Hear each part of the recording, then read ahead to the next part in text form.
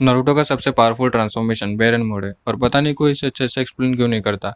क्योंकि नारुतो इस point of time पे इतना स्ट्रांग बन जाता है कि वो किसी को भी 1 वर्सेस 1 में हरा सकता है, जिसमें नारुतो और कुरामा की लाइफ एनर्जी मिलकर एक न्यूक्लियर लाइफ एनर्जी क्रिएट करती है। और result extreme power boost, strength, speed, reflexes and perception.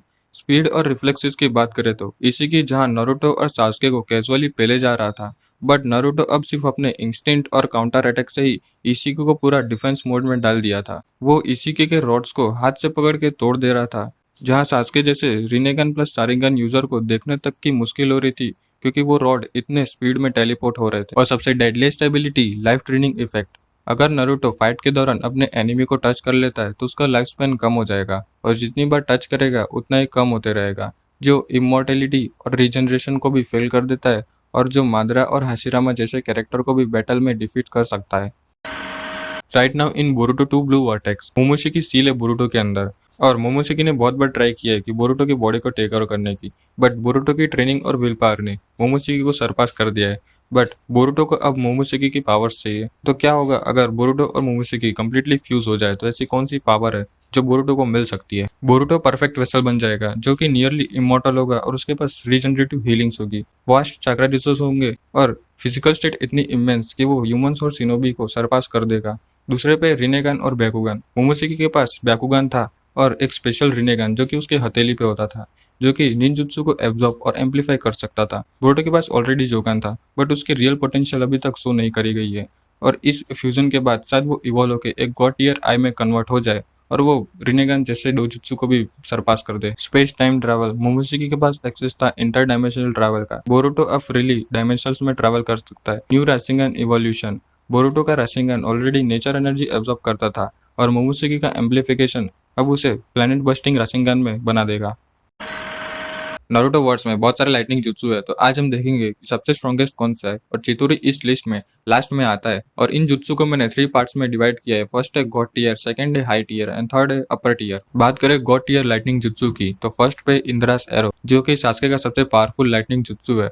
Tell बीस के चाक्रा के साथ फ्यूज होकर परफेक्ट सुसानो से फायर किया था और ये एक एपोक्लिप्स लेवल का डिस्ट्रक्शन कर सकता है। सेकंड पे लाइटनिंग कटर कामोई, जिसे डीएमएस ककाशी यूज करता है। ये टारगेट को हिट करते ही सीधा दूसरे डायमेंशन में भेज देता है। थर्ड है किरिन, जो कि असली बिजली मतलब नेचुरल लाइटनिंग से बना है और ये एक ह्यूज एरिया ऑफ डिस्ट्रक्शन कर सकता है। बात करें हाई टियर जुत्सु की, तो फर्स्ट पे आता है हेल स्टेप, जिसे थर्ड राइकागे यूज करता था और एक उंगली का लाइटनिंग स्पीयर टेल बीस चाक्रा को स्पीयर कर सकता है और ये कागे लेवल ओपोनेंट को भी मार सकता है। सेकंड पे आता है लाइटनिंग चाक्रा मोड, जिसे थर्ड राइकागे एंड फोर्थ राइकागे यूज करते थे और ये बॉडी को लाइटनिंग से चार्ज कर देता है, जो एक आर्मर टाइप क्रिएट करता है और जिससे पावर बूस्ट, डिफेंस सब बूस्ट हो जाता है। फोर्थ राइकागे ने इसका यूज करके चितोरी तक को फेल कर दिया था। अपर टियर लाइटनिंग जुत्सु, जिसमें फर्स्ट है ब्लैक पैंथर, जिसे डारो यूज करता है। ब्लैक लाइटनिंग रिलीज से एक पैंथर शेप का अटैक क्रिएट होता है और जो कि मल्टीपल एनिमीज को टारगेट कर सकता है। सेकंड है पर्पल लाइटनिंग, जो कि ककाशी का न्यू मूव है और चितोरी से बेटर है। थर्ड है चितोरी, जो कि ककाशी, सास्के एंड साराडा यूज करते हैं, जिसे परफेक्टली यूज करने के लिए शारिंगन होना चाहिए, क्योंकि एक हाई स्पीड लाइटनिंग जुत्सु है।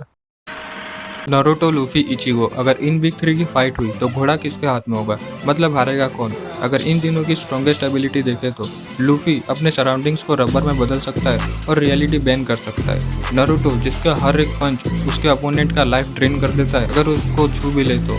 Ichigo time resist and faith manipulate कर सकता है और उसके जानपाक्टो का एक स्लैश मल्टीवर्सल बींग को मार सकता है, मतलब डायमेंशंस कट कर सकता है। अगर नारुतो वर्सेस इचिगो देखे तो नारुतो का लाइफ ड्रेनिंग इफेक्ट इचिगो पे काम करेगा, बट इचिगो का speed, strength and durability Naruto को बीट कर देगा और इचिगो का टेंसर ज़ेनगेत्सु हद से ज्यादा पावरफुल है, जो कि ये फाइट इचिगो जीत जाएगा। तो नारुतो वर्सेस लूफी देखे तो नारुतो लूफी को हर एक चीज में बीट कर देगा, स्ट्रेंथ, स्पीड एंड उसके पास है लाइफ ट्रेनिंग इफेक्ट, जिससे लूफी बच नहीं पाएगा और ये फाइट नारुतो जीत जाएगा। तो इचिगो वर्सेस लूफी का सवाल ही नहीं उठता। इचिगो सबसे स्ट्रॉन्गेस्ट है। अगर नारुतो और लूफी आपस में संबंध भी बना ले, मतलब टीम अप भी कर ले, तो अभी इचिगो को हरा नहीं पाएंगे, क्योंकि इचिगो एक हाइब्रिड है shinigami, quincy, hollow and fullbringer का, जो कि हर एक बींग को सरपास कर चुका है। और हाइब्रिड से मतलब ये नहीं कि इचिगो अपना ग्रुप प्रोजेक्ट था, उसका एक ही बाप था जिसका नाम आइजन था, सॉरी इसिन था, और उसका फाइनल फॉर्म इतना स्ट्रॉन्ग है कि खुद आइजन एडमिट करता है। तो इन बिग 3 एनिमे का सबसे स्ट्रॉन्गेस्ट कैरेक्टर इचिगो है और एक ऐसा भी कैरेक्टर है जो कि ये बिग 3 कैरेक्टर्स को भी अकेला टेक डाउन कर सकता है।